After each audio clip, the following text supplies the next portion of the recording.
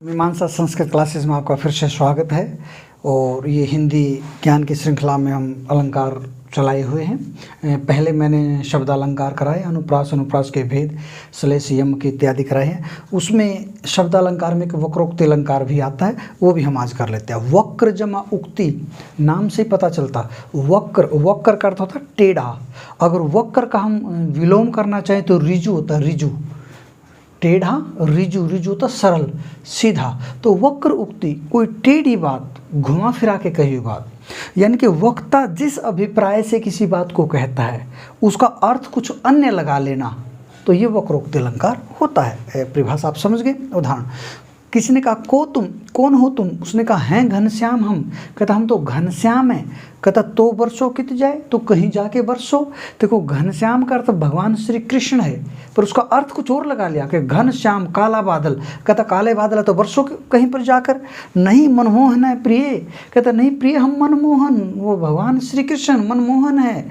तो मनमोहन का फिर अर्थ लगा लिया कि मनमोहन, तो मन मोहन तो मन को मोह लेते हैं, वो तो वशीकरण कर लेते हैं। तो फिर क्यों पकड़ पाए? तो गोपियाँ कहते हैं हमारे पाँव क्यों पकड़ रहे हो, हमारे पीछे क्यों पड़े हो? जब मन मोहन हो तो मन ही मोह लो, फिर वशीकरण ही कर लो, हमारे पीछे क्यों पड़े हो, क्यों पकड़ पाए, पाँव क्यों सामने क्यों कर रहे हो? तो यहाँ पर ये जो वक्ता जिस अभिप्राय से कह रहा था उससे भिन्न अर्थ वो लगा रहे हैं, इसलिए वक्रोक्ति। ठीक है, टेढ़ी बात। ठीक है ना। एक चीज़ और बता देता हूँ मैं, वक्र का अर्थ जैसे मैंने अभी बताया रिजु, वक्र का टेढ़ा, वक्र का विलोम रिजु। रिजु की भाववाचक संज्ञा कोई पूछ ले तो आर्जव होता, आर्जव। जैसे इसका विलोम शब्द होता है रिजु सरल, और रिजु की भाववाचक संज्ञा पूछ ले कोई आर्जव। आर्जव होता है सरलता, सरलता। ठीक है ना। आर्जवता नहीं कहेंगे, आर्जव का ही अर्थ है सरल। ठीक है ना। तो रिजुता के रिजुता कहो या रिजु की भाववाचक या आर्जव कहो। ठीक है, चलिए आगे। ये जो वक्रोक्ति दो प्रकार की होती है, श्लेष वक्रोक्ति और काकु वक्रोक्ति। देखो कई बार तो श्लेष के कारण अन्य अर्थ बदल जाता है। भाई श्लेष अलंकार से भी तो अन्य अर्थ जाता है, ठीक ना। तो वो अन्य अर्थ अगर वो किसी कुटिलता के कारण अन्य अर्थ जा रहा है, आप बात को घुमा रहे हो बेवजह, तो ही वक्रोक्ति बनेगा। अगर वैसे अन्य अर्थ जा रहा है तो श्लेष ही रहेगा फिर। ठीक है। तो एक तो श्लेष के कारण, एक काकु, काकु तो बोलने का लहजा, इसके कारण भी कई बार अन्य अर्थ चला जाता है। जैसे हम कई बार कहते हैं कि कोई हमारा अच्छा दोस्त नहीं, उसने हमारा भला नहीं किया, पर हम कहते हैं हाँ भाई साहब हम बहुत बहुत अच्छे हो आप, अरे परमात्मा ऐसे ऐसे तो बहुत कम लोगों को पैदा करते हैं आप जैसे को। तो इसका मतलब हम कुछ और कह रहे हैं, उस बात का अर्थ कुछ और निकाल रहा है। तो व्यंग्य जहाँ पर हो तो काकु वक्रोक्ति होता। काकु ये श्लेष वक्रोक्ति का उदाहरण है काकु का। कह कपि धर्मशीलता तोरी, हम हो सुनिकृत परतीय चोरी, धर्मशीलता तब जग जागी, पावादर्श हम हो बड़ भागी। ठीक है ना। चौपाई अंगद कहते हैं जब वो रावण के दरबार में गए थे, कह कपि, ये कपि मतलब अंगद कह रहा कि धर्मशीलता तोरी, तुम्हारी धर्मशीलता बहुत अच्छी है। हम हो सुनी, हमने सुना है कि परतीय पर स्त्री, परत्रिया परतीय पर स्त्री की तुमने कृत चोरी, चोरी की है। धर्मशीलता तब जग जागी, तुम्हारी धर्मशीलता तो पूरे जगों में, तीनों लोकों में व्याख्यान है कर रहे हैं लोग, तुम्हारी धर्मशीलता की तो जय जयकार कर रहे हैं। पावादर्श हम हो बड़ भागे, और तुम्हारे जैसे लोगों के ऐसे महानुभाव के दर्शन पाके हम भी अपने आप को बड़ भागी मान रहे हैं। व्यंग्य कसरा, यानी कि तुम बहुत दुष्ट हो, सारे लोग तुम्हारी बुराई कर रहे हैं, ये अर्थ है। तो ऐसा जब अर्थ भिन्न निकालोगे तो काकु वक्रोक्ति से निकलेगा। ठीक है जी। चलिए हम आगे बढ़ते हैं। अब हम उपमा अलंकार इसको करेंगे, एक बार मैं साफ कर देता हूँ। उपमा अलंकार हम आगे अब पढ़ने जा रहे हैं। उपमा का अर्थ ही होता है तुलना। ठीक है जी। उपमा का क्या अर्थ होता है? तुलना। उपमा तुलना कई बार क्वेश्चन कर लिया जाता है, जैसे आईएएस जैसे एग्जाम में या वहाँ पर इंटरव्यू में जा रहे हैं, तो इस तरह की बातें, छोटी छोटी बातें बहुत पूछी जाती है। कोई पूछ रहा था उपमा क्या दो समान चीज़ों में होती है या दो असमान चीज़ों में होती है, और आप झट से कह दोगे नहीं दो समान चीज़ों की तुलना होती है। दो समान चीज़ों की तुलना कभी नहीं होती। तुलना दो विषम चीज़ों की होती है, दो अलग अलग चीज़ों की होती है।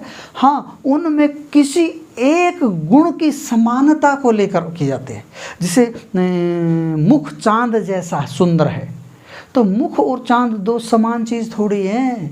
मुख बिल्कुल अलग है, चंद्रमा बिल्कुल अलग है, दोनों अलग अलग दुनिया के हैं, वो समान कैसे मान लोगे? हाँ, दोनों में सुंदरता एक ऐसा गुण है, उस सुंदरता गुण की समानता दोनों में, उसी को लेकर उपमा होती है। तो उपमा हमेशा दो असमान चीज़ों में होती है, पर किसी एक गुण को लेकर होती है। तुलना, ठीक ना, तुलना करना, ठीक ना। उपमान के साथ उपमेय की तुलना, या उपमेय की उपमान के साथ तुलना, ठीक है। जैसे चांद सा सुंदर मुख, ठीक है। तो इसमें मुख की तुलना चांद से की गई, क्योंकि दोनों में एक समान गुण है, ठीक है। अब इसके अंग, 4 अंग होते हैं, 4 अंग, ये समझना बेहद जरूरी है। कौन कौन से होते हैं? उपमान, उपमेय, वाचक शब्द और साधारण धर्म। बहुत बार पूछ लिया जाता है, बहुत बार ये पूछा जाता है कि उपमान किसे कहते हैं? जिसके साथ तुलना की गई है,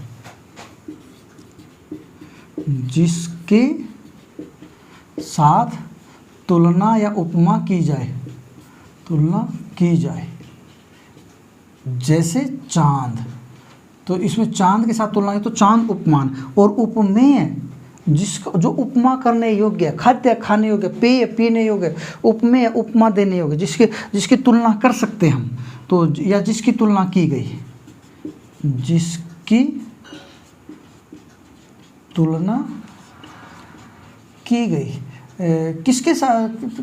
मुख की तुलना किसके साथ की? चांद। तो इसमें मुख उपमेय और चांद उपमान। वाचक शब्द होता जो पहचान कराता, पहचान, जैसे सा, ठीक ना, तो ये सी हो सकता है, सा हो सकता है, से हो सकता है, सम हो सकता है, सरिस हो सकता है, जैसा हो सकता है, जैसा, ठीक ना, तुल्य हो सकता है, सदृश हो सकता है, सम हो सकता है। मुख बाल रवि सम लाल होकर ज्वाला सा बोधित हुआ।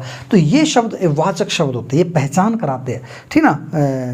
तो इनको वाचक शब्द। साधारण धर्म होता है जो दोनों में कॉमन है, जैसे सुंदरता, सुंदर ऐसा है कि ये दोनों में कॉमन है, साधारण है, जनरल है, इधर भी मिलेगा उधर भी मिलेगा, स्पेसिफिक नहीं है। स्पेसिफिक होता है विशेष, किसी एक में मिलता है, जो दोनों में मिलता है इसलिए जनरल साधारण हो जाता है। तो ये 4 अंगों के साथ इसमें पढ़ेंगे। तो इसके कितने भी उदाहरण आप ले सकते हो, ठीक है। तो ऐसा पीपर पात सरिस मंडोला, उसमें पूछ सकता है पीपल के पत्ते जैसा मंडोला, पूछ सकता है इसमें उपमान क्या है, उपमेय क्या है।